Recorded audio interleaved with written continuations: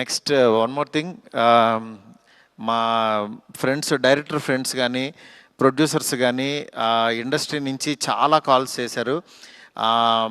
మా ఫ్రెండ్ బన్నిబాబు కూడా నిన్న పొద్దున్న ఫోన్ చేసి చాలా బాగా మాట్లాడాడు.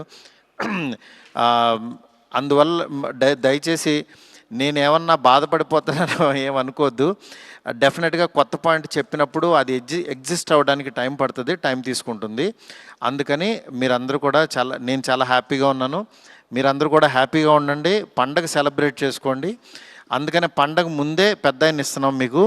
ఈ పెద్ద ఆయన మీ దగ్గరికి వచ్చి థియేటర్లో ఎందుకంటే పండగ తర్వాత తీసుకొచ్చినా సరే ఇది ఉండదని చాలా కష్టపడి చాలా త్వరగా తీసుకొచ్చేసాము ఇన్ని. అందుకని ఈ పండగలో పెద్ద ఆయన ముందే చూసి పండగ సెలబ్రేట్ చేసుకోండి.